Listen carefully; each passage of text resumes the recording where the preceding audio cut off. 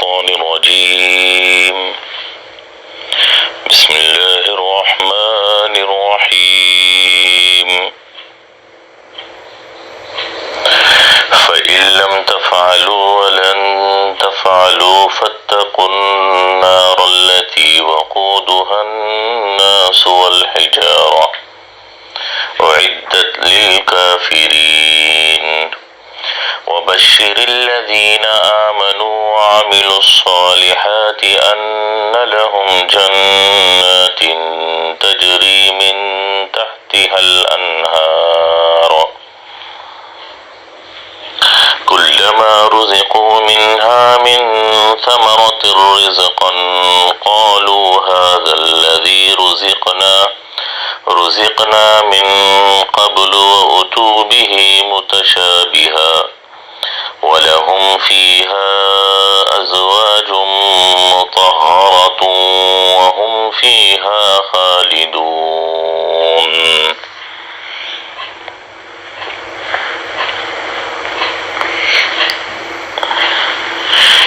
اللہ تبارک و تعالیٰ نے بات بتائی کہ اس جہنم کی آگ سے بچو جس کا ایندھن انسان اور پتھر ہوں گے. اس کے بعد اللہ فرماتے ہیں وعدت للکافرین،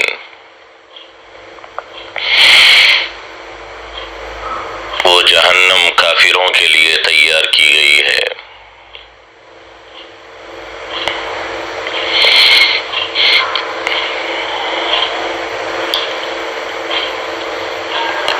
یہاں دو باتیں قابل غور ہیں، قابل حل ہیں. پہلی بات تو اللہ فرماتے ہیں جنت تیار کر دی گئی ہے، اعدت. ایسا بھی ہو سکتا ہے کہ جہنم تو بہرحال قائم کی جائے گی، تیار کی جائے گی، لیکن متحقق الوقوع کو بتانے کے لیے فعل ماضی سے بھی تعبیر کر دیا جاتا ہے. یعنی جو چیز ضرور پیش آئے گی اور اس کا پیش آنا، اس کا وقوع ہونا وہ یقینی اور متحقق ہے، اس کو بتانے کے لیے بھی کبھی فعل ماضی سے تعبیر کر دیا جاتا ہے، جیسے فعل ماضی خود متحقق الوقوع ہوتا ہے. جیسے اتا امر اللہ فلا تستعجلوہ، اللہ کا حکم، اللہ کا عذاب آئے گا، لہذا تم جلدی مت مچاؤ. یاتی کہنا چاہیے لیکن اتا لایا گیا. ونفخ فی الصور، سور پھونک دی گئی، حالانکہ سور پھونکی ہی نہیں گئی ہے، سور پھونکی جائے گی. ینفخ کہنا چاہیے لیکن فعل ماضی سے تعبیر کیا گیا ہے. یہ اسی لیے کہ سور کا پھونکا جانا وہ بالکل ایسے یقینی ہے جیسے فعل ماضی میں کوئی چیز پیش آ چکی ہوتی ہے اور اس کے پیش آنے میں یقین ہوتا ہے. تو ایسا بھی ہو سکتا ہے کہ یہاں پر اعدت یہ تعد للکافرین کے معنی میں ہو. معتزلہ جو اسلامی فرقوں میں گمراہ فرقہ گزرا ہے، ان لوگوں کا یہی ماننا ہے کہ جنت اور جہنم ابھی بنائے نہیں گئے ہیں، تیار نہیں کیے گئے ہیں اور ان کو پیدا نہیں کیا گیا ہے. وہ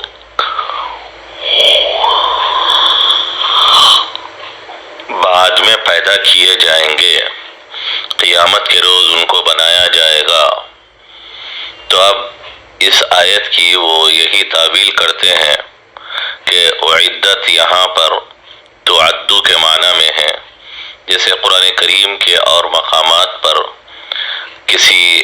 امر متحقق الوقوع کو بتانے کے لیے فعل ماضی سے تعبیر کر دیا جاتا ہے، یہ قرآن کریم کا ایک انداز ہے. ایسے ہی یہاں پر بھی اعدت للکافرین اسی طرز پر آیا ہوا ہے. لیکن ہم اہل سنہ والجماعہ کا یہ عقیدہ ہے،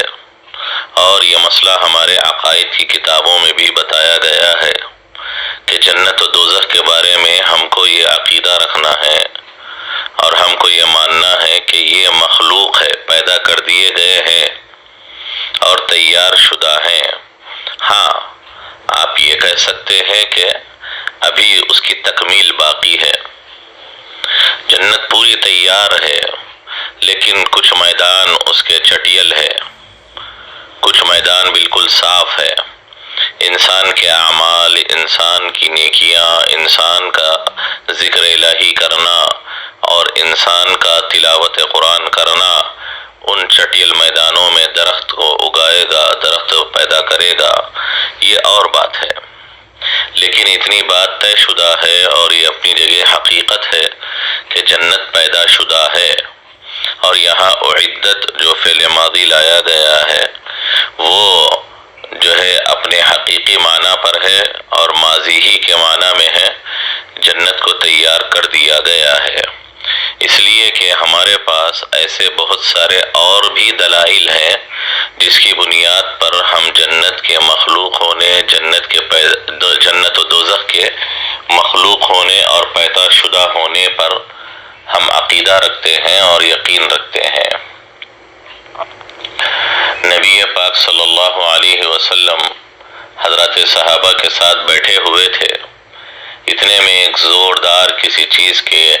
گرنے کی آواز نبی نے سنی۔ نبی نے صحابہ سے پوچھا کہ یہ کیا چیز ہے، جانتے ہو تم لوگ؟ کچھ آواز آئی کسی بڑی چیز کے گرنے کی، تو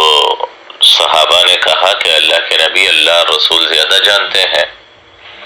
تو نبی پاک صلی اللہ علیہ وسلم نے فرمایا، ایک پتھر تھا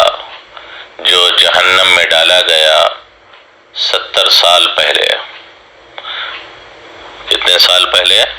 70 سال پہلے جہنم میں ایک پتھر پھینکا گیا تھا، ڈالا گیا تھا نیچے، چنانچہ وہ جو ہے اب تک گر رہا تھا، اس کی گہرائی میں جا رہا تھا،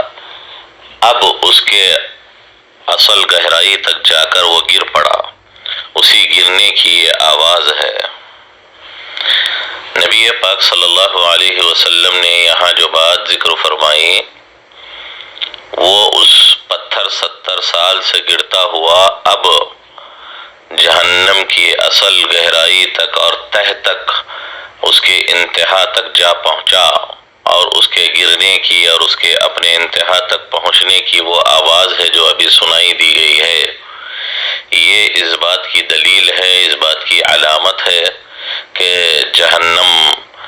پیدا کر دی گئی ہے اور جہنم پیدا شدہ ہے۔ اسی طرح بہت ساری اور بھی روایتیں ہیں جس سے اس بات کا ثبوت ملتا ہے، وہ لمبی تفصیل میں جانا نہیں ہے، بطور نمونے کی ایک دلیل دے دی گئی ہے جو اس بات کو طے کر دیتی ہے کہ اعدت یہاں پر فعل مضارع کے فعل ماضی اپنے ماضی ہی کے معنی میں ہے، یہاں پر بعد میں مستقبل کی کوئی چیز بتائی نہیں گئی ہے۔ تو خیر، بہرحال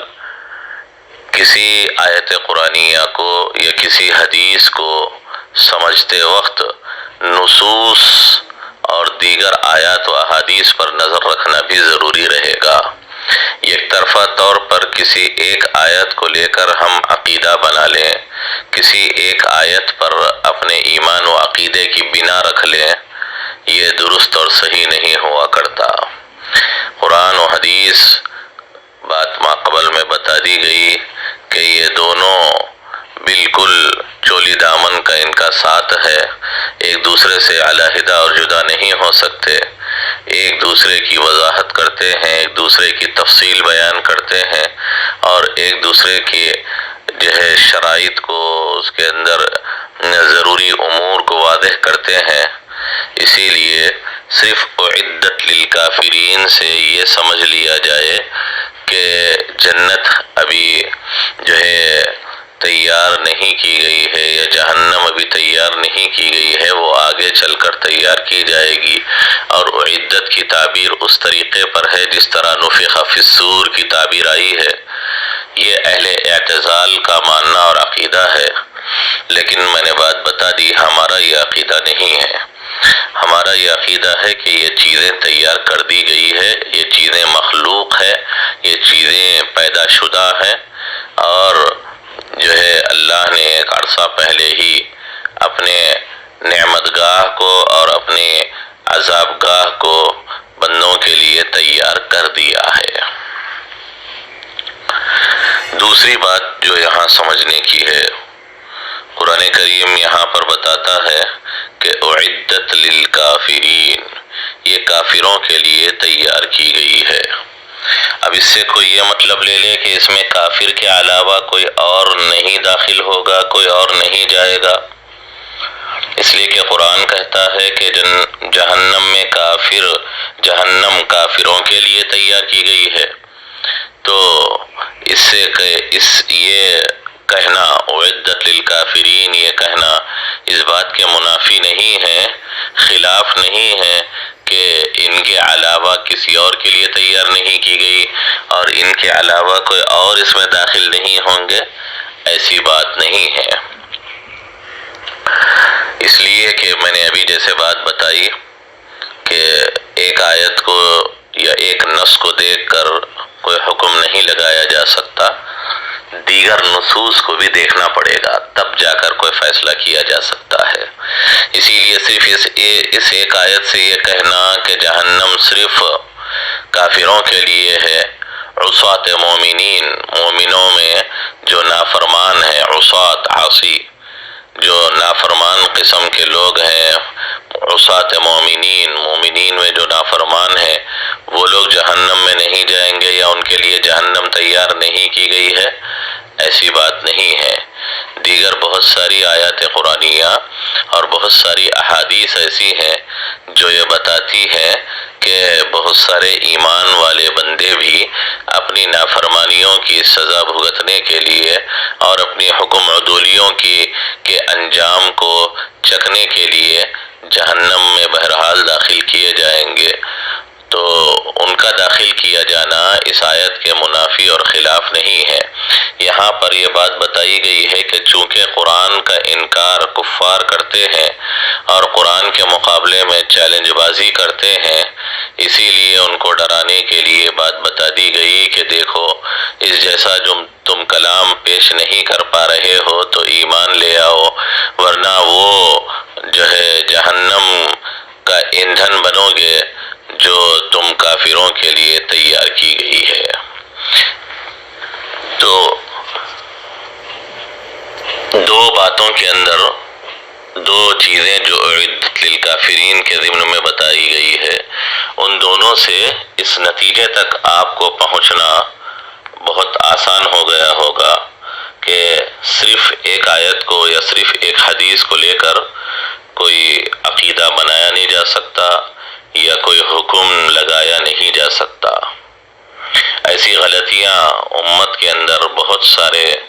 فرقوں سے بھی ہوئی ہے، بہت سارے افراد کار سے بھی ہوئی ہے کہ جنہوں نے ایک آیت قرآنیہ یا کسی ایک حدیث پر نظر رکھی اور دیگر نصوص سے نظریں ہٹا لی۔ ان الذين آمنوا وعملوا الصالحات ان الذين آمنوا والذين هادوا والنصارى والصابئين من آمن بالله واليوم الآخر وعمل صالحا فلهم أجرهم عند ربهم ولا خوف عليهم ولا هم يحزنون۔ یہ آیت قرآن کریم میں دو مقامات پر آئی ہے، پہلے پارے میں بھی اور جو ہے چھٹے پارے میں بھی، جس میں اللہ نے یہ بات بتائی ہے کہ وہ لوگ جو ایمان والے ہیں اور وہ لوگ جو یہودی ہیں اور وہ لوگ جو نصرانی ہیں اور وہ لوگ جو صابی بن چکے ہیں، ان میں سے جو کوئی لوگ ایمان لے آئے اللہ پر اور یوم آخرت پر اور نیک عمل کرتے رہیں، فلہم اجرہم عند ربہم، تو ان کو ان کے رب کے یہاں اجر ملے گا، ولا خوف علیہم ولا هم يحزنون، آخرت میں کوئی ڈر خوف اندیشہ نہیں ہوگا۔ اب دیکھیے اس آیت کا ظاہر یہ بتاتا ہے کہ ایمان والے یہودی، نصرانی، عیسائی، صابئین، یہ سب لوگ اگر آخرت پر اور اللہ پر ایمان لالے معتبر ہو جائے گا۔ اب اس آیت میں رسالت پر ایمان کا ذکر نہیں ہے، اس کا ذکر نہیں ہے، رسول اللہ صلی اللہ علیہ وسلم پر ایمان لانے کی بات نہیں کہی گئی ہے، صرف اللہ پر اور یوم آخرت پر ایمان کا ذکر آیا ہے۔ تو اس سے بعض لوگوں کا یہ خیال ہے کہ یہودی بھی اور نصرانی بھی اللہ پر اور آخرت پر یقین رکھتے ہیں تو نجات پا جائیں گے، ان بعض لوگوں کا یہ خیال ہے۔ اس آیت کو سامنے رکھ کر چاہے ان کا ایمان محمد صلی اللہ علیہ وسلم پر نہ ہو، چاہے وہ نبی کی شریعت کو نہ مانتے ہوں، لیکن قرآن کریم بتاتا ہے کہ ایمان باللہ اور ایمان بالآخرہ ہوگا تو نجات ہو جائے گی، جیسا کہ آیت کے ظاہر سے پتہ چلتا ہے۔ اور لوگوں نے بات اٹھائی وحدت ادیان کی کہ تمام دین ایک ہی ہے، تمام دنیا کے اندر پائے جانے والے مذاہب ایک ہی ہیں، جس کو وحدت ادیان کہا جاتا ہے۔ یہودیت ہو، نصرانیت ہو، صابئیت ہو اور اسلام ہو، یہ سب ایک ہی ہے جس میں عقید توحید بتایا گیا ہے۔ لہذا تو یہاں پر بھی یہی غلطی اور یہی ناسمجھی کی گئی ہے کہ صرف ایک آیت کو یا دو آیتوں کے ظاہر کو لے کر ایک خیال قائم کر لیا گیا، ایک نظریہ قائم کر لیا گیا اور یہ کہہ دیا گیا کہ یہودی اور نصرانی بھی اللہ پر اور آخرت پر ایمان ہوگا تو نجات پا جائیں گے، اگرچہ کہ ان کا ایمان نبی پاک صلی اللہ علیہ وسلم پر نہ ہو۔ حالانکہ دوسری بہت ساری ڈھیر ساری نصوص ایسی ہیں جو نبی پر ایمان کو ضروری قرار دیتی ہیں، تو کہیں کچھ تفصیل کہیں آئی ہے، کچھ کا تذکرہ کہیں آیا ہے اور کہیں پر کچھ اور چیزوں کا تذکرہ آیا ہے۔ بہت سارے مقامات پر صرف اللہ پر ایمان لانے کی بات آئی ہے، من قال لا الہ الا اللہ دخل الجنہ کہا گیا، جو صرف لا الہ الا اللہ کے لئے جنت میں داخل ہو جائے گا۔ اب یہاں تو یہ ایمان بالآخرہ بھی نہیں ہے، نہ بھی ایمان بالرسالہ ہے، نہ ایمان بالجنہ والنار ہے، نہ ایمان بکتب اللہ آیا ہے، برسول اللہ آیا ہے، بملائکۃ اللہ، کوئی کسی چیز کا تذکرہ آیا ہی نہیں ہے۔ نبی پاک صلی اللہ علیہ وسلم نے بات صاف طور پر بتا دی، متفق علیہ روایت ہے جس میں نبی نے فرمایا اس امت میں سے کوئی آدمی میرے بارے میں نہیں سنے گا، چاہے اس کا تعلق یہودیت سے ہو چاہے نصرانیت سے ہو، میری نبوت اور رسالت کو کے بارے میں نہیں سنے گا تو اور پھر وہ ایمان نہ لائے تو پھر وہ جہنم میں داخل ہوگا۔ میرے بارے میں سنے اور مجھ پر ایمان نہ لائے تو وہ جنت میں داخل نہیں ہو سکتا، وہ جہنم میں جائے گا۔ اور بھی اطیعوا اللہ و اطیعوا الرسول آمنوا برسولہ، بہت سارے مقامات پر ایمان بالرسالہ کا ذکر آیا ہے۔ ان تمام کو ایک جگہ جمع کرنے اور جوڑنے کے بعد ایک عقیدہ نکلے گا۔ صرف اس آیت کو لے کر یہ کہنا کہ ایمان باللہ والآخرہ کافی ہے نجات کے لیے نہیں، اگر اس طرح دیکھا جائے تو پھر تو من قال لا الہ الا اللہ دخل الجنہ، یہاں اختصار لایا گیا ہے، ایمان باللہ کے ضمن میں ہی سارے ایمانیات آ چکے ہیں، اختصار کے طور پر کہہ دیا گیا۔ تو اب کوئی اس کے ظاہر کو لے لے اور یہ کہہ دے کہ میرا ایمان اللہ پر ہے، اب وہ عقید آخرت بھی نہ رکھتا ہو اور ایمان بالرسالہ بھی نہ رکھتا ہو تو کیا وہ نجات پا جائے گا؟ ہرگز ایسی بات نہیں ہے۔ تو یہاں پر بھی معتزلہ کو بڑی غلطی ہوئی ہے کہ ان لوگوں نے صرف اعدت کے لفظ کو ماضی سے دیکھ کر یہ سمجھا کہ یہ مستقبل کے معنی میں ہے اور جنت ابھی تیار نہیں کی گئی ہے، دیگر نصوص سے صرف نظر کر لیا، دیگر نصوص کو سامنے نہیں رکھا۔ اسی طرح نبی پاک صلی اللہ علیہ وسلم کی ایک حدیث ہے، من صلی صلاتنا وأكل ذبیحتنا واستقبل قبلتنا فهو مؤمن له ذمة اللہ وذمة رسولہ۔ رسول اللہ صلی اللہ علیہ وسلم نے فرمایا من صلی صلاتنا، جو ہماری طرح نماز پڑھے، وَأَكَلَ ذَبِيحَتَنَا، اور ہم مسلمانوں کے ذبیحے کو کھائے، وَاسْتَقْبَلَ قِبْلَتَنَا، اور ہمارے قبلے کی طرف رخ کر کر نماز پڑھے، فَهُوَ مُؤْمِن، وہ مومن ہے، اللہ رسول کا ذمہ اس کو حاصل ہے، امان حاصل ہے۔ تو اب قادیانی لوگ مسلمانوں سے یہی کہتے ہیں کہ ہم بھی جو ہے نماز اسی طرح پڑھتے ہیں جس طرح مسلمان ادا کرتے ہیں،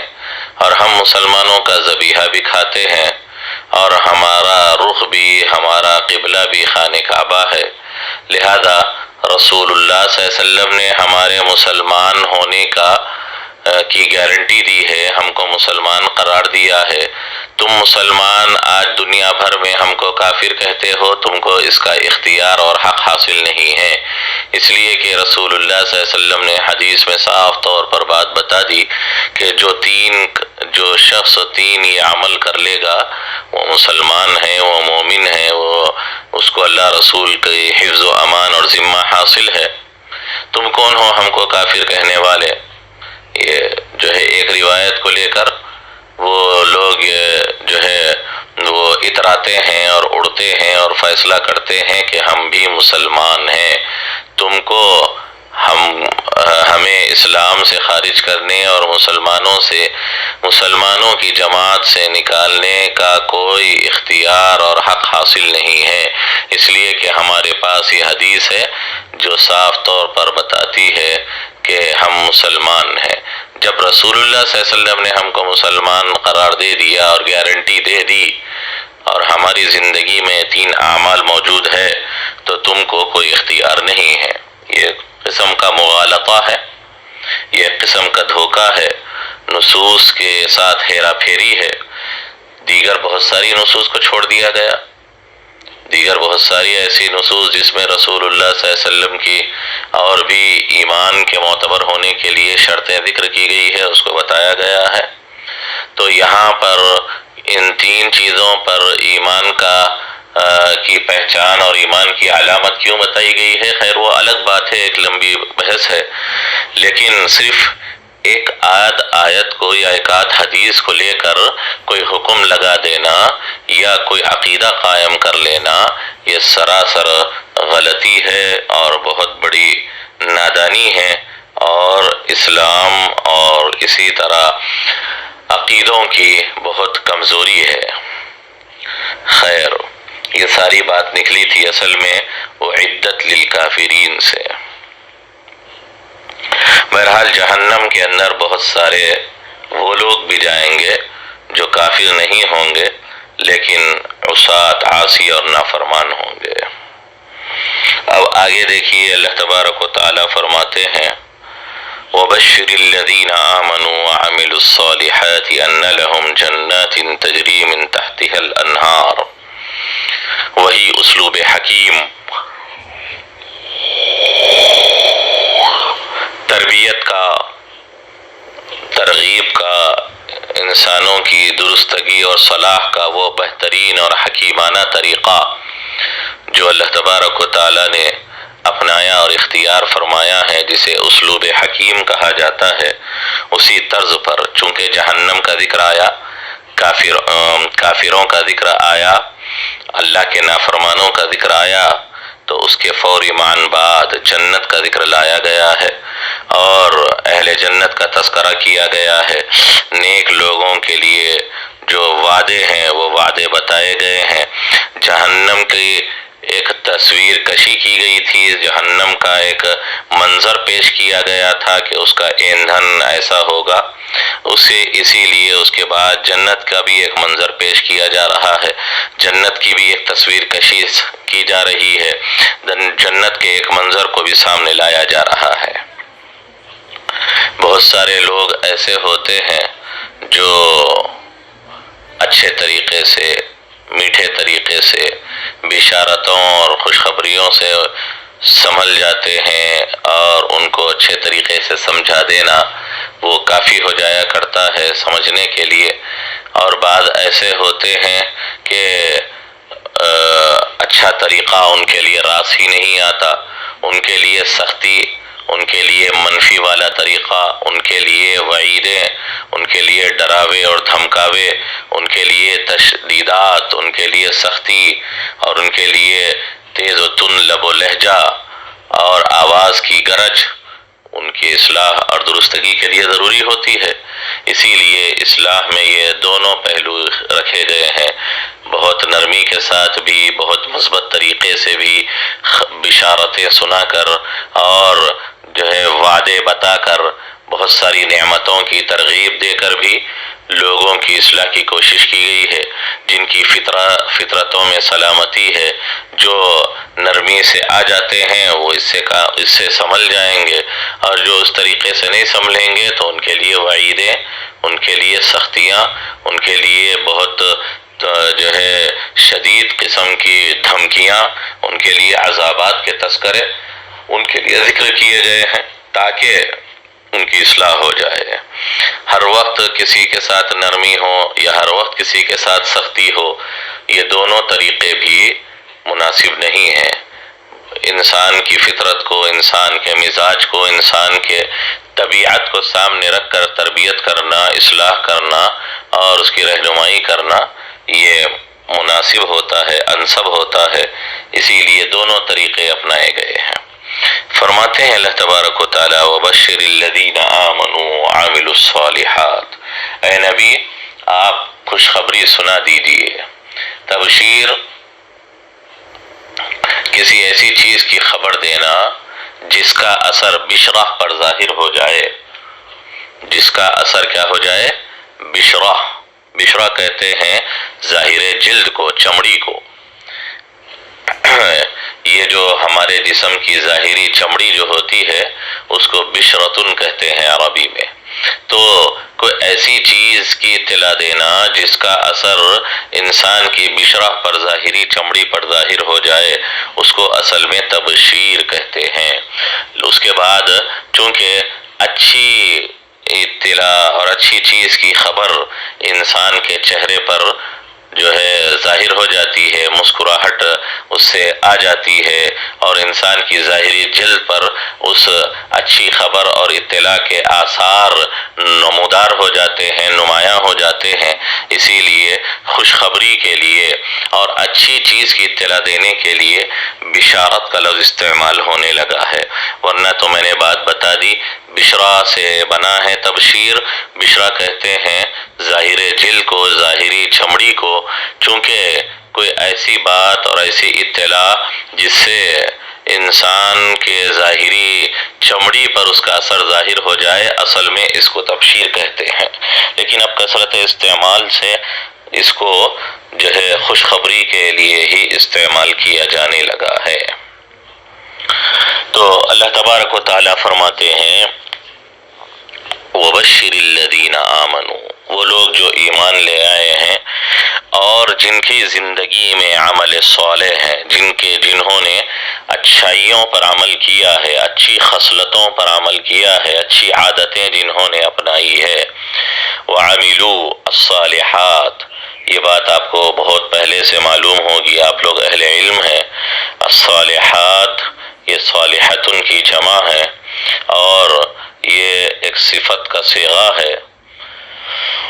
لیکن بعض صفات عربی زبان میں ایسے ہیں کہ کثرت استعمال کی وجہ سے وہ کیا ہو چکے ہیں، اپنے موصوف سے مستغنی ہو چکے ہیں، اور وہ صفت ہونے کے باوجود اسم کا مقام پا چکے ہیں اور اسم کی جگہ لے چکے ہیں۔ تو اصل میں ہونا چاہیے تھا وَعَمِلُوا الْأَعْمَالَ الصَّالِحَاتِ یا وَعَمِلُوا الْخَلَّاتِ الصَّالِحَاتِ، اچھی عادتوں اور اچھی صفتوں پر عمل کرتے ہیں، یہ ہونا چاہیے تھا۔ اس کا موصوف محذوف مانا جانا چاہیے تھا، لیکن الصالحات یہ کثرت استعمال سے یہ خود اب ایک اسم بن چکا، اب یہ اس کو موصوف کی احتیاج نہیں رہی، یہ اسم کے قائم مقام کے طور پر استعمال ہونے لگا ہے۔ قرآن کریم نے یہ انداز الذین آمنوا وعملوا الصالحات، الذین آمنوا وعملوا الصالحات کئی مقامات پر بار بار دہرا کر قرآن کریم نے اس کو ذکر کیا ہے، جس سے پتہ چلتا ہے کہ جنت کے حصول کے لیے یہ دونوں چیزیں ضروری ہے۔ انسان اگر جنت کو پانا چاہے تو وہ ایمان کے ساتھ عمل صالح بھی کرے۔ انسان ایمان لا کر یہ سوچ لے کہ میں جنت پالوں گا تو قرآنی نصوص بتاتی ہیں کہ بہت کم ہی ایسا ہوا ہے کہ صرف ایمان پر جنت کی بشارت دی گئی ہے، بلکہ کئی مقامات پر ایسا ہے کہ ایمان کے ساتھ عمل صالح کو بھی ضروری قرار دیا گیا ہے۔ اسی لیے ایمان کے ساتھ ساتھ عمل صالح کا ہونا بھی دخول جنت کے لیے انتہائی اہم اور ضروری ہے۔ بغیر اس کے عام طور پر دخول جنت نہیں ہو سکتا۔ تو خیر بہرحال یہ بات پھر دوسری طرف نکل جائے گی کہ عمل صالح کا کیا مقام ہے، اس کی کیا حیثیت ہے، وہ آپ مختلف کتب احادیث وغیرہ میں پڑھ چکے ہیں۔ ایک بات یہاں پر اپنی ذہن میں رکھنی چاہیے کہ دین جو ہے ہمارا وہ دو چیزوں پر ٹکا ہوا ہے، ایک عقیدے پر جس کو اصول دین کہا جاتا ہے، اور ایک جو ہے فروع دین جس کو شریعت اور مسائل اور احکام جسے کہا جاتا ہے، اس کو جو ہے فروعات دین کہا جاتا ہے، یا دوسرے الفاظ میں اس کو احکام دین یا احکام شرع کہا جاتا ہے، مسائل بھی جسے کہتے ہیں۔ ان دونوں چیزوں کے مجموعے کا نام دین ہے، ان دونوں چیزوں کے مجموعے کا نام اسلام ہے اور مذہب ہے۔ لہذا اللہ نے سارے عقائد کو الذین آمنوا میں سمو دیا ہے، سمیٹ دیا ہے، اور ساری شریعت کو، احکام کو، سارے مسائل کو، حلال و حرام کو، اور اسی طرح جتنے اعمال ہے سب کو اللہ نے وعملوا الصالحات میں سمیٹ دیا ہے۔ یہ ایک جامع ترین تعبیر اور خلاصہ ہے۔ تو میں بتا رہا تھا کہ الذین آمنوا وعملوا الصالحات، اس میں پورا دین آ چکا، اس میں پورے عقائد آ چکے، پورے اعمال آ چکے، اور ساری شریعت سمٹ کر اس کے اندر آ چکی ہے۔ یہ ایک جامع ترین تعبیر ہے، جامع ترین خلاصہ ہے،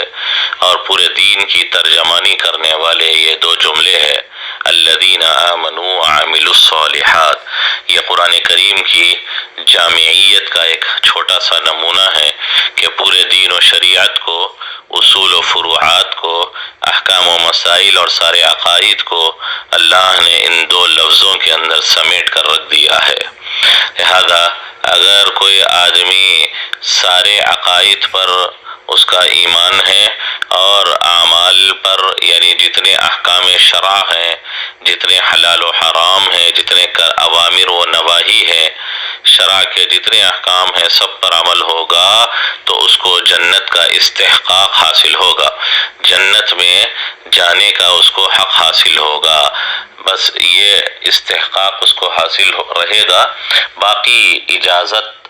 اور جو ہے حکم اللہ ہی کی طرف سے ہوگا کہ وہ جا سکتا ہے یا نہیں جا سکتا۔ بس اب وہ جانے کے قابل ہوا ہے، لیکن اس کے اجازت اللہ کی مشیت پر موقوف رہے گی۔ تو اگر کسی کی زندگی میں کچھ اعمال کی کوتاہی موجود ہے اور کچھ نافرمانیاں اس کے زندگی میں آ چکی ہیں تو پھر وہ اپنا استحقاق کھو بیٹھے گا۔ خیر بہرحال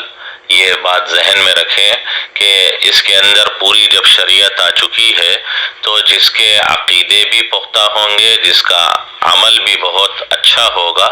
اور ساری شریعت پر جس کا عمل ہوگا، سارے دین پر، سارے اوامر و نواہی پر جو عمل پیرا ہوگا، اس کے لیے یہ بھی اشارت ہے، اس کے لیے یہ استحقاق ہے، یہ حق ہے اس کو کہ ان لہم جنات، کہ ایسے لوگوں کے لیے جنتیں ہوں گی، ایسے لوگوں کے لیے باغات ہوں گے، اللہ کی طرف سے ملنے والی نعمت گاہ ہوگی۔ آپ کو معلوم ہے جنات جنتن کی جمع ہے۔ عربی زبان میں جنت کہتے ہیں البستان، باغ کو، جس کو آج ہم اپنی زبان میں پارک کہتے ہیں، جنت اس کو عربی زبان میں کہا جاتا ہے۔ لیکن آپ کو پتہ ہے ایک ہوتی ہے اصطلاح شرع، اصطلاح الناس یا عرف الناس، اور ایک ہوتی ہے اصطلاح الشرع اور استعمال شرع، کہ اس لفظ کو لوگ تو باغ اور پارک کے معنی میں استعمال کرتے ہیں، لیکن شریعت اس کو ایک خاص معنی میں استعمال کرتی ہے۔ شریعت ایک حقیقت اس کے پیچھے لیتی ہے کہ جنت ایک ایسا مقام، ایک ایسا ٹھکانہ ہے جو اللہ نے اپنے فرما برداروں اور نیک بندوں کے اعزاز کے لیے اور ان کے اکرام کے لیے اللہ نے تیار کر رکھی ہے، جو اللہ کی طرف سے نعمت گاہ ہے، جس میں ہر چیز انسان کو میسر رہے گی، حاصل رہے گی، لا یفنا ولا یبید، وہ کبھی فنا نہیں ہوگی، کبھی ختم نہیں ہوگی، وہ ہمیشہ ہمیش رہنے والا ٹھکانہ اور ہمیشہ ہمیش رہنے والا مقام ہے، اس کے اوپر کبھی فنا نہیں آئے گا۔ تو جنت جو ہے وہ اللہ تبارک و تعالیٰ کی ایک خاص نعمت گاہ ہے جو اپنے فرمانبرداروں کے لیے اللہ نے تیار کر رکھی ہے۔ جیم نون اصل اس کا مادہ ہے، جیم نون جننا، تو اس کو آپ مدغم کر دیں جنہ ہو جائے گا۔ تو حضرات علماء فرماتے ہیں کہ اس مادے کے اندر اصل معنی چھپانے کے آتے ہیں، ستر کے آتے ہیں۔ جیم نون کا اصل مادہ ایسا ہے جس کے اصل معنی میں کیا ہوتا ہے، ستر کے معنی آتے ہیں، چھپانے کے معنی آتے ہیں۔ اب یہ معنی ہر طرح کے استعمال میں آپ کو نظر آئے گا۔ اسی جیم نون کے مادے سے جن بھی بنا ہے، جن انس کے مقابلے میں ایک مخلوق ہے جس کو جن کہا جاتا ہے، وہ بھی جیم نون کے مادے ہی سے بنا ہے، اس لیے کہ وہ انسانوں کی نظروں سے چھپے ہوئے ہیں۔ میں نے بات بتائی کہ جیم نون کے مادے میں اصل معنی جو ہے وہ ستر کے ہے، چھپانے یا چھپنے کے ہے، تو چونکہ جن انسانی نظروں سے چھپے ہوئے ہیں، نظر نہیں آتے، اسی لیے ان کو اس مادے سے ان کے لیے لفظ بنا کر جن کہا گیا ہے۔ اور جنون بھی اسی مادے سے نکلا ہے، اس لیے کہ عقل چھپ جاتی ہے، عقل پر پردہ پڑ جاتا ہے، عقل جو ہے وہ پردے میں آ جاتی ہے، اسی لیے اس کو جنون کہا جاتا ہے۔ جنین پیٹ کے بچے کو جنین کہتے ہیں، وہ بھی اسی مادے سے بنا ہے، اس لیے کہ وہ ابھی چھپا ہوا ہے، ماں کے پیٹ کی جو ہے کہ پیٹ کے اندر وہ چھپا ہوا ہے، ابھی باہر کی دنیا میں ظاہر نہیں ہوا ہے، اسی لیے اس کو جنین کہتے ہیں۔ تو خیر ایسے ہی جو ہے جنہ، جیم نون ڈھال کو کہتے ہیں، وہ انسان کے چہرے کو چھپا لیتا ہے، وار کو روک دیتا ہے، جنگ میں استعمال کیا جانے والا ڈھال، حدیث میں جیسے آیا ہے الصوم جنہ، روزہ شیطان سے، خواہشات سے بچاؤ کا بہت بڑا ہتھیار ہے، وہ جو ہے ڈھال ہے، تو وہ بھی اسی مادے سے بنا ہے۔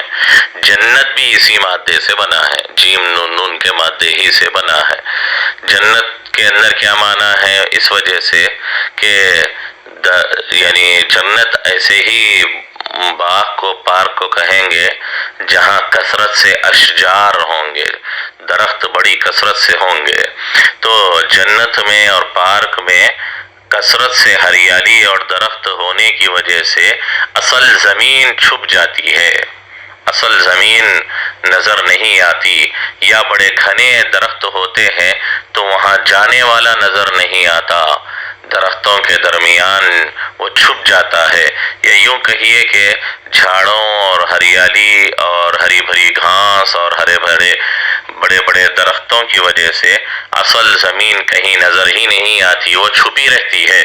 اسی لیے جنت کو جیم نون نون کے مادے سے لیا گیا ہے۔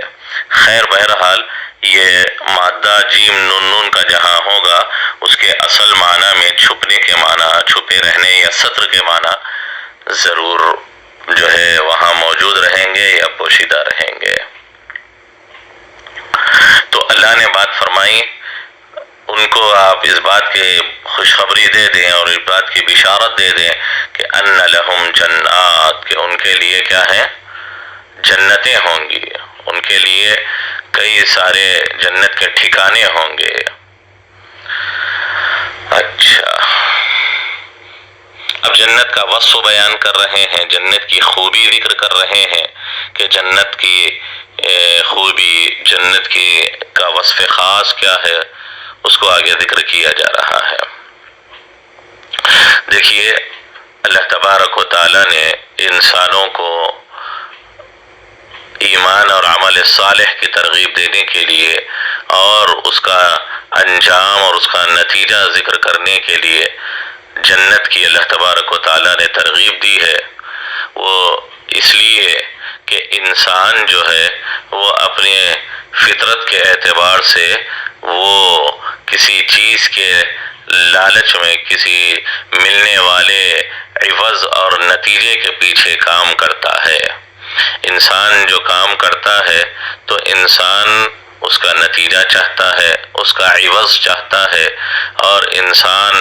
ایک ایسی مخلوق ہے یا جو ہے انسان کی فطرت میں ایسی چیز ہے کہ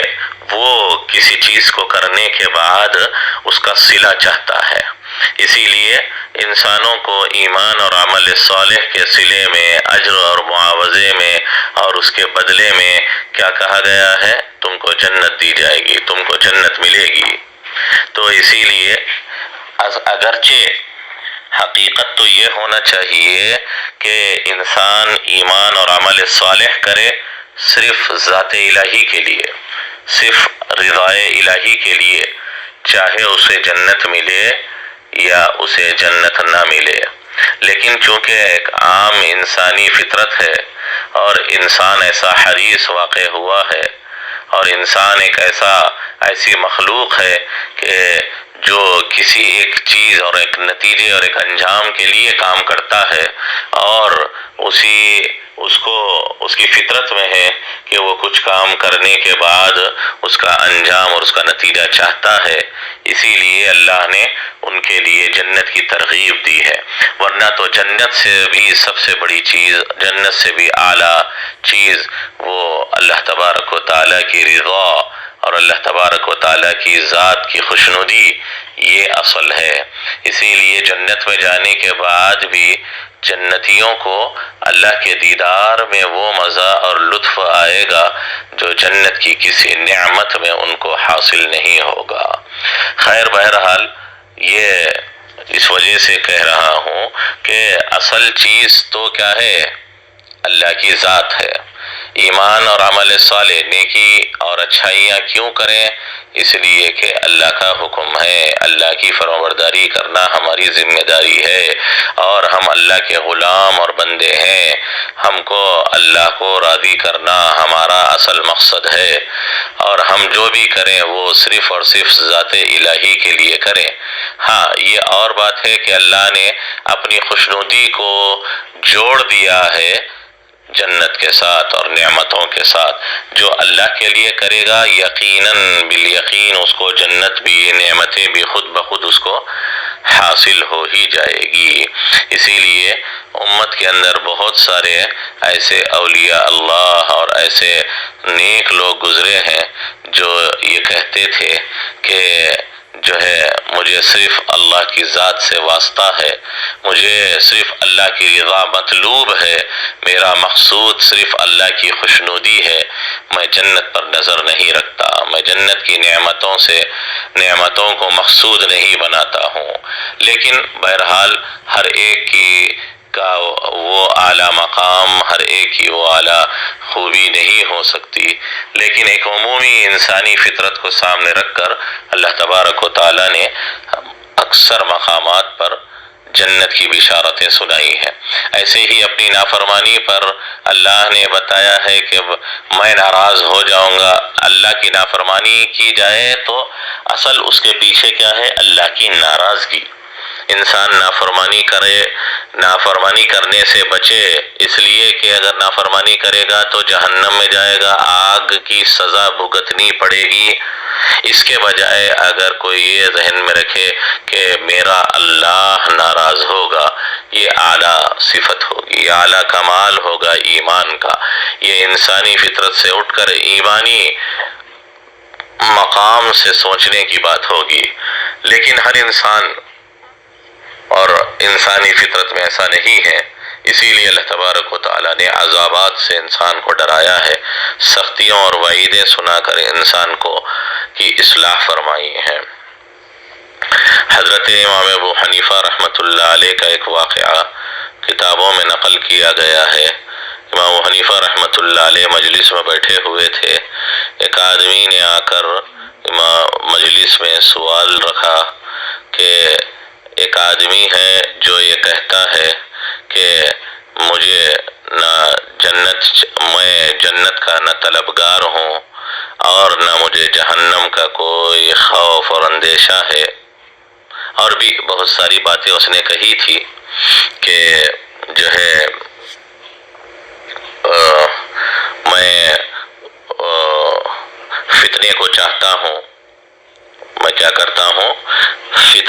فتنے کو چاہتا ہوں، فتنوں سے مجھے محبت ہے۔ تو بہت سارے سوالات کرنے کے بعد ایک مجلس میں سکتے جیسا طاری ہو گیا، خاموشی چھا گئی، سب حیران و پریشان ہو گئے کہ اب ایسا آدمی جو یہ کہتا ہے تو لا اطلب الجنت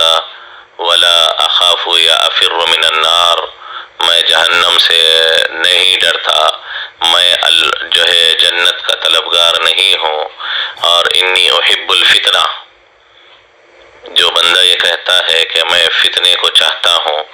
فتنوں سے محبت کرتا ہوں، تو سب لوگ حیران و پریشان ہو گئے، اس کا حکم کیا ہونا چاہیے؟ یہ تو ایسا بندہ ہے جو بظاہر اس کے الفاظ ایسے ہیں، ایسا معلوم ہوتا ہے کہ شاید کچھ الفاظ ہی اس کے اسلام کے خلاف ہو جائیں، اور ہو سکتا ہے کہ بہت زیادہ غور کیا جائے تو اس کے اوپر کفر کا حکم لگ جائے۔ کچھ دیر امام حنیفہ رحمۃ اللہ علیہ نے توقف فرمایا، پھر اس کے بعد فرمایا کہ یہ خالص مومن بندہ ہے، یہ کہتا ہے کہ میں جنت کا طلبگار نہیں ہوں اور جہنم کا خوف نہیں ہے، وہ یہ اس وجہ سے کہہ رہا ہے کہ اس کا مقصود اللہ ہے اور ذات الہی اس کا مقصود ہے، وہ عمل کرنے میں اور زندگی گزارنے میں جنت و دوزخ پر نظر نہیں رکھتا، وہ اللہ کی رضا اور ناراضگی پر نظر رکھتا ہے۔ اور جو وہ کہتا ہے کہ انی احب الفتنہ، کہ میں فتنے سے محبت کرتا ہوں، یعنی میں اولاد اور بیوی سے محبت کرتا ہوں، اس لیے کہ قرآن نے انما اموالکم و اولادکم فتنہ کہا ہے۔ تو بہرحال اس طرح اس کے جملوں کی اور اس کے کلام کی تعویل کی گئی، تو وہ شخص آخر میں مجلس میں اٹھا اور اس کے بعد امام حنیفہ رحمۃ اللہ علیہ کے قریب جا کر ان کی پیشانی کا بوسہ لیا اور یہ کہا کہ آپ علم کا بہت بڑا جو ہے وہ پیالہ ہے جس میں علم کو محفوظ کیا جاتا ہے، بہت بڑے علم کے حفاظت کرنے والے آپ ہیں۔ خیر، تو اصل میں بات یہاں سے نکلی تھی کہ اللہ نے جنت کی ترغیب دے کر ایمان والوں کو اور عمل صالح کی بات کہی گئی ہے،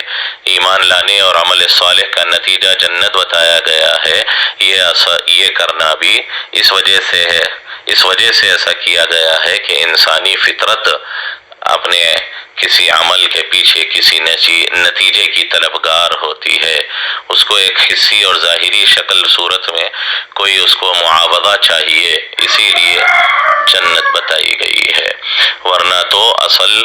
رضا الہی ہے، اور رضا الہی جس کو حاصل ہو جاتی ہے، جنت کیا جنت جیسی بہت ساری اور چیزیں اس کو خود بخود حاصل ہو جائے گی۔ تو بہرحال ہم اپنے اعمال اور ایمان کے پیچھے جنت کو بھی مطلوب بنا سکتے ہیں، لیکن اس سے اعلیٰ کمال یہ ہے ایمان کا کہ انسان اللہ کی ذات پر نظر رکھے، اللہ کی ذات کو مقصود بنائے اور رضا الہی کے لیے سب کچھ کرے، اللہ کی نافرمانی سے ڈرے اور بچے، اس وجہ سے نہیں کہ جہنم کی آگ میں ڈال دیا جائے گا، اس وجہ سے ڈرے اور بچے کہ اللہ ناراض ہو جائیں گے۔ خیر، اب دیکھیے کہتے ہیں اللہ تبارک و تعالیٰ ان کے لیے جنتیں ہیں تجری من تحتها الانہار، ایسی جنتیں ہیں کہ جس کے نیچے سے نہریں بہ رہی ہوں گی، جنت کے نیچے سے نہریں بہ رہی ہوگی۔ یہاں تحت عام طور پر حضرات مفسرین فرماتے ہیں کہ نہر کے لیے کیا کرنا پڑتا ہے، آپ کو معلوم ہے زمین کھودنی پڑتی ہے، زمین کے اندر گڑھا بنانا پڑتا ہے، پھر وہاں سے پانی بہایا جاتا ہے۔ ایک نہر کے اندر یکسانیت ہونے اور پانی ادھر ادھر نہ بہنے اور کسی ایک منزل اور مقام تک پانی بہنے کے لیے کیا کیا جاتا ہے، زمین کے اندر کھود کر زمین میں گڑھا بنا کر نہر نکالی جاتی ہے اور نہر بہائی جاتی ہے۔ لیکن جنت کے بارے میں حضرات علماء فرماتے ہیں کہ وہاں کی نہریں زمین کے اندر نہیں ہوگی، بلکہ سطح زمین کے اوپر، ظاہر عرض کے اوپر نہر بہ رہی ہوگی، نہ پانی ادھر سے ادھر ہوگا اور نہ ہی پانی میں بد انتظامی ہوگی، نہ وہ منتشر ہوگا ادھر ادھر بہے گا، بلکہ پوری یکسانیت کے ساتھ وہ اللہ کی قدرت ایسی ہوگی کہ اس کو کوئی روکنے والا، کوئی اس کے لیے جو ہے وہ ٹکانے والا نہیں ہوگا۔ جیسے دنیا میں پانی ڈالتے ہی ادھر ادھر بہ جاتا ہے، الا یہ کہ دونوں طرف سے آپ لکڑی لگا دیں، دونوں طرف سے لوہا رکھ دیں، دونوں طرف سے زمین کا گڑھا بنا دیں تو پانی ایک جو ہے سیدھے اور یکسانیت کے ساتھ بہتا ہے۔ جنت کے اندر ایسا نہیں ہے کہ گڑھا بنا کر نہر بنائی جائے، پانی بہایا جائے، نہیں، وہ انسان جیسے سطح زمین پر چلتا ہے، انسان کے پڑوس سے، انسان کے بازو سے ہی نہر بہتی رہی ہوگی، پانی بہ رہا ہوگا، لیکن ایسا نہیں ہوگا کہ وہ جو ہے دائیں بائیں بہ کر انسان کے پیروں میں بھی آ جائے، ایسا نہیں ہوگا۔ اللہ کی قدرت عجیب و غریب ہوگی کہ وہ پوری یکسانیت کے ساتھ سطح زمین پر اور ظاہر زمین پر پانی بہتا ہوگا۔ تو اب من تحتہا کا جو ہے مطلب کیا ہے، یہاں اس سے بظاہر تو ایسا پتہ چلتا ہے کہ یہاں پر اندر سے بہے گا، جیسے محسوس ہو رہا ہے وہ من تحتہا جنت کے نیچے سے بہ رہا ہوگا۔ تو علامہ آلوسی رحمۃ اللہ علیہ نے ایک توجیہ اس کی ذکر فرمائی ہے کہ جو ہے یہاں تحت جانب کے معنی میں ہے، تحت کس کے معنی میں ہے، جانب کے معنی میں ہے۔ جیسے عربی زبان میں کہتے ہیں کہ جو ہے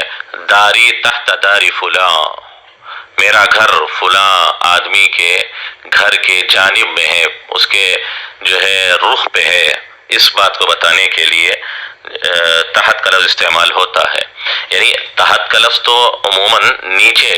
کو بتانے کے لیے استعمال ہوتا ہے، لیکن کبھی تحت کا معنی جانب کو بتانے کے لیے بھی استعمال ہوتا ہے،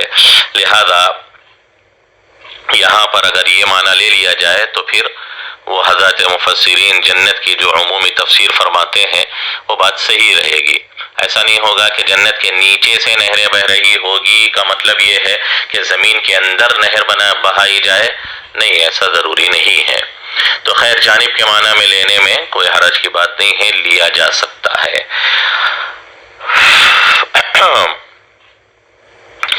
بعض حضرات مفسرین فرماتے ہیں کہ من تحتی ارض الجنہ مراد نہیں ہے، بلکہ من تحتی اشجار الجنہ، جنت کے درختوں کے نیچے سے نہر بہہ رہی ہوگی، چونکہ درخت کا سایہ اوپر سے ہوگا اور درخت کے نیچے کا جو پانی ہوتا ہے وہ عام طور پر ٹھنڈا اور میٹھا ہوتا ہے۔ ایسے جگہوں کے مقابلے میں جہاں پر درخت نہ ہوں اور اسی طرح جو ہے پانی گرم بھی ہوتا ہے اور پانی اتنا میٹھا نہیں ہوتا جتنا درخت سے ملا ہوا پانی ہوتا ہے، درخت کی جڑیں پانی میں ہوتی ہے اور اسی طرح اوپر سے درخت کا سایہ ہوتا ہے تو پانی کے اندر مٹھاس بھی آ جاتی ہے اور پانی میں برودت اور ٹھنڈے پن کی کیفیت بھی آ جاتی ہے۔ تو اس اعتبار سے یہ کہا جائے گا کہ من تحتی اشجار الجنہ، جنت کے جو ہے درخت کے نیچے سے نہریں بہہ رہی ہوگی، درخت ہوں گے بڑے بڑے، اسی کے بازو میں پانی بہہ رہا ہوگا، بہت خوبصورت منظر ہوگا اور جو ہے انسان کے آنکھوں کو لبھانے والا اور دل کو جاذب کرنے، دل کو کھینچنے والا وہ منظر ہوگا۔ اور یہ منظر کہ انسان کے لیے کیا رہے، ہر طرف نہریں رہے، باغات رہے، درخت رہے اور اسی درمیان انسان کا ٹھکانہ ہو، یہ دنیا کے اندر بھی سب سے عمدہ ترین مقام سمجھا جاتا ہے۔ اسی لیے جتنے دنیا کے اندر بڑے بڑے شہر بنائے گئے یا بڑے بڑے شاہی محل تعمیر کیے گئے، وہ اسی جنت کے منظر کی چھوٹی سی ادنا سی جو ہے شکل و صورت یا اس کی مشاکلت یا اس کی تصویر کشی کے طور پر ہی، یا یوں سمجھیں کہ اللہ نے جو ایک جنت کا نقشہ کھینچا ہے، اس نقشے کو سامنے رکھ کر دنیا میں بھی لوگوں نے اپنی اپنی عارضی نعمت گاہوں کو تیار کرنے کی کوشش کی ہے۔ یہی وجہ ہے کہ آپ دنیا کے جتنے بڑے شاہی محلات کو، جتنے بڑے بڑے مشہور اور خوبصورت شہروں کو آپ دیکھ لیں، وہ نہروں سے، درختوں سے جو ہے لبریز ہوں گے، اور کوئی ایسا محل جس میں نہر اور پانی کا حصہ نہ ہو اور کوئی ایسا مقام اور گھر جس میں درختیں نہ ہوں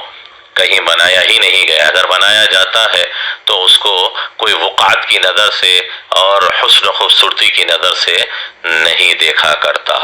اسی لیے بڑے بڑے شہروں کے درمیان سے نہریں بنائی گئی، نہریں نکالی گئی اور سامنے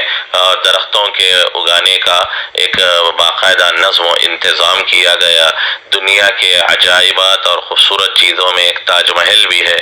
آپ دیکھے ہوں گے کہ وہ درختوں اور ہریالی سے گھرا ہوا، اس کے پیچھے بھی ایک نہر بہتی ہے، سامنے بھی اس کو